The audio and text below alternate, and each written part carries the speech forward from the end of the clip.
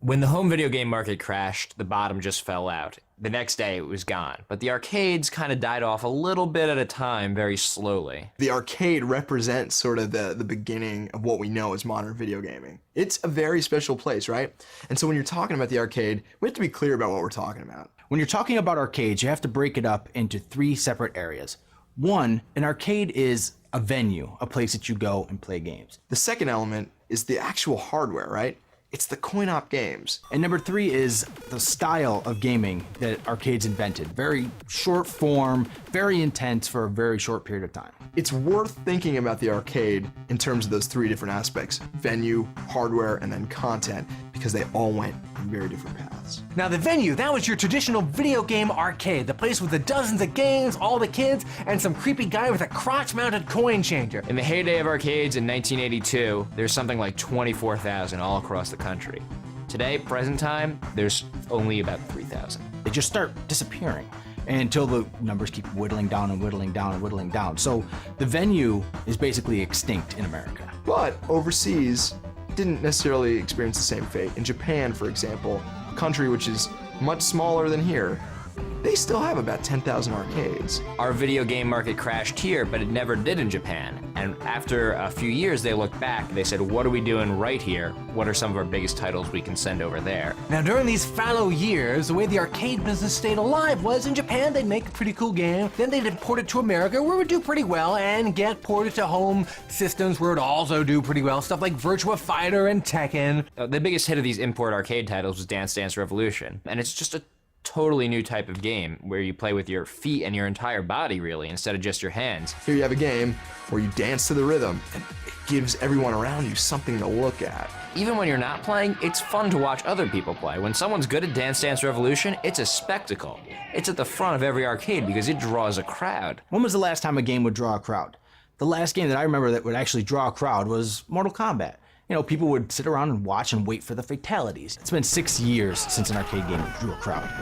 DDR's here, and DDR is doing just that. Even though it's an experience that wasn't available at home at first, they released it for the consoles, and there's just a wide variety. You can spend anything from $20 to hundreds of dollars on your own Dance Dance Revolution pads to bring the arcade experience home. Now with the hardware, once home consoles could duplicate the arcade experience, the arcades had to come up with something you couldn't do in your house, so they went with immersion, with virtual reality, gigantic screens, motion-controlled seating, all these immersive things that you just couldn't fit into your living room. R360 from Sega is this machine that you strap in, and it's like a flight simulator, and that it rolls and spins, and you actually go upside down while you're playing. Psycraft, which is a virtual reality motion simulator game by Sega, is one of those games that you strap yourself in and the thing whips you around. I mean, you're really inside of a game. And this is, again, something you can't get at home. All right, so another one, and this is sort of like the IMAX of video games, is the House of the Dead special attraction, which you actually go in and you participate in an experience moving around the mansion and blasting the hell out of zombies. You know, these types of games are actually moving into the realm of the theme park. The idea of doing something you can't do at home is what makes games so appealing in the first place, and it's the reason games like Big Buck Hunter are big in the city, where you can't actually go hunting. It's crazy, but it's another one of the games that's getting people out and getting people still spending their money on coin-op machines. Every rule has an exception, and Golden Tee is the exception to every single rule. It was produced in America. It's very realistic, kind of slow. There's no joystick. It's just a ball that you roll, and it became the biggest hit in arcades ever. Now about $350 million a year gets pumped into these machines. Since it started in 1989, that's like $2.5 billion, making Golden Tee the highest grossing arcade game of all time. The thing that all these big games have in common, like Big Buck Hunter and Golden Tee, is that they reach beyond the normal alien forces thing that's usually in video games to something a little more casual. You know, people that golf, people that enjoy regular sports and not ones with robots. And it really puts them on this other level of reach and profitability. Now, the other way the hardware changed was to go even simpler into casual, easy to play games. Now, where you have a lot of quarters that want to fall out of your pocket, you're at a bar and you're drinking. For the most part, these are touchscreen devices, and the games are directed toward adults. These are like memory games, card games, quiz games. These are games that are more cerebral than reflex-oriented. Now, you don't really think about Mega Touch, it's just kind of sitting there in the corner of whatever sleazy bar you're in, but there are 100,000 of these things out there in the wild. That's how many Pac-Man machines they had at their height. There's something you can sit back, have a beer, put a couple quarters in. This form of casual gaming was another way that games evolved. And that brings us to number 3, our third aspect of the arcade industry, that arcade-style gameplay.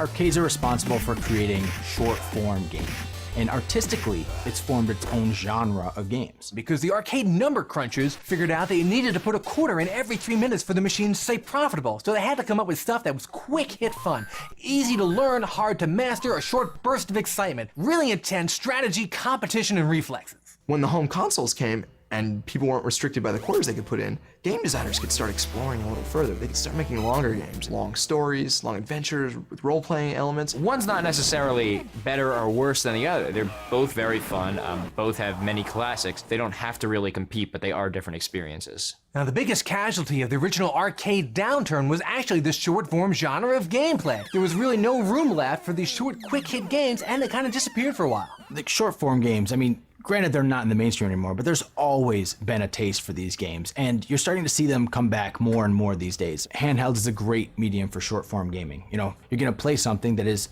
fun, quick. I'm on a subway, I'm playing, done. You know, on the Nintendo DS, you're seeing some interesting games. I remember a game called Nano Stray, just a fun, top-down shooter. It brought me back to the days of playing like Life Force and, the Gradius series, and I'm just thinking, man, it's so easy and elegant and exciting to play.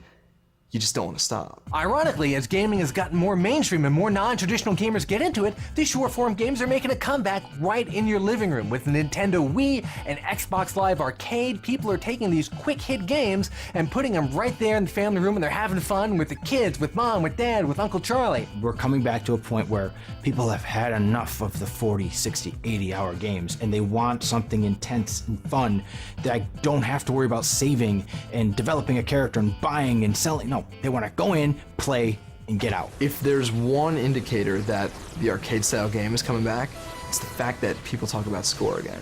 Everyone's obsessed with their high score, and honestly, people just didn't give a crap about it for like 15 years. So while the big arcades themselves may never be coming back, that arcade-style gaming is still around, and that's the important part.